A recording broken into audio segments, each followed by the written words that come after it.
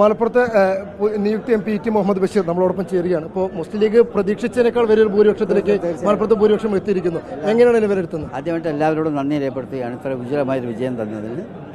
അതോടൊപ്പം തന്നെ ഈ വിജയം എല്ലാവരുടെയും കണ്ണു തുറപ്പിക്കുന്ന വിജയമാണ്. ശരിക്കും പറഞ്ഞാൽ ഈ കേന്ദ്രം ഭരിച്ചുകൊണ്ടിരുന്ന ഗവൺമെൻറ്റിൻ്റെ തെറ്റായ നയങ്ങൾ, ആ നയങ്ങൾക്ക് തിരിച്ചടി തന്നെയായി. അധികാരത്തിൽ കയറുന്ന സാങ്കേതിക വഴി ഇപ്പോൾ അവരാണോ ഇപ്പോഴാണെന്ന് പറയാൻ നോക്കില്ല.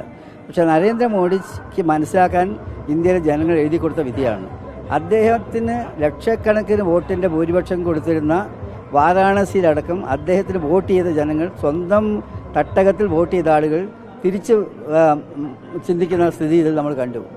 അപ്പോൾ അവർക്ക് സാങ്കേതികമായിട്ട് എന്ത് സംസാരിച്ചാലും ശരി, അവരെ ഇന്ത്യയിലെ ജനങ്ങൾ വെറുക്കുന്നു എന്ന് കൃത്യമായിട്ട് തെരഞ്ഞെടുപ്പ് ഫലങ്ങൾ ബോധ്യപ്പെടുത്തുകയാണ്. ദേശീയ തലത്തിൽ ഇന്ത്യ മുന്നണിക്ക് വലിയൊരു മുന്നേറ്റം ഉണ്ടാക്കാൻ കഴിഞ്ഞു എന്നല്ലേ കണക്കൂട്ടുന്നത്? വലിയ മുന്നേറ്റം. ഇവിടുത്തെ ഈ സ്വാഭാവികമായിട്ടും സർവേകളൊക്കെ തന്നെ, എക്സിറ്റ് പോളുകളൊക്കെ പറഞ്ഞിരുന്നത് വലിയ വ്യത്യാസമായിരുന്നല്ലോ.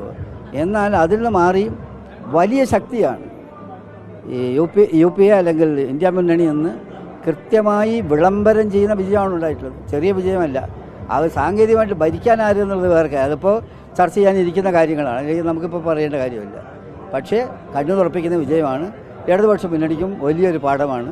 വരാൻ വേണ്ടി പോകുന്ന മറ്റ് തെരഞ്ഞെടുപ്പിന്, ഇപ്പോൾ ഇത് അസംബ്ലി തെരഞ്ഞെടുപ്പൊക്കെ വരുമ്പോൾ ഇതിൻ്റെ റിസൾട്ടും കൂടി വെച്ച് പരിശോധിച്ചാൽ അവർക്ക് യാതൊരു വിധത്തിലുള്ള ഒരു മുൻകൈയും ഇല്ലാത്ത വിധത്തിൽ കേരളത്തിൻ്റെ മനസ്സ് അവരുടെ ദുഷ്ചെയ്തികൾ കൊണ്ട് മാറിയിരിക്കുന്നു എന്ന് കൂടി ബോധ്യപ്പെടുത്തുന്നു. സംസ്ഥാന സർക്കാരിനെതിരായ ഭരണവിരുദ്ധ വികാരമാണ് യഥാർത്ഥത്തിൽ എന്നല്ല, UDF നന്മയുണ്ട്, അതോടൊപ്പം തന്നെ ഇതിനെതിരായിട്ടുള്ള ജനകീയ വികാരം. മലപ്പുറത്ത് പല വിഷയങ്ങളും ചർച്ചയായിരുന്നു ഈ തെരഞ്ഞെടുപ്പിന്റെ ഘട്ടത്തിൽ. പക്ഷേ അതിനൊക്കെ മറികടന്നുകൊണ്ടുള്ള ഒരു ഭൂരിപക്ഷത്തിലേക്ക് കാര്യങ്ങൾ, ഒരുപാട് വിമർശനങ്ങളും കാര്യങ്ങളൊക്കെ ഉണ്ടാവുമല്ലോ.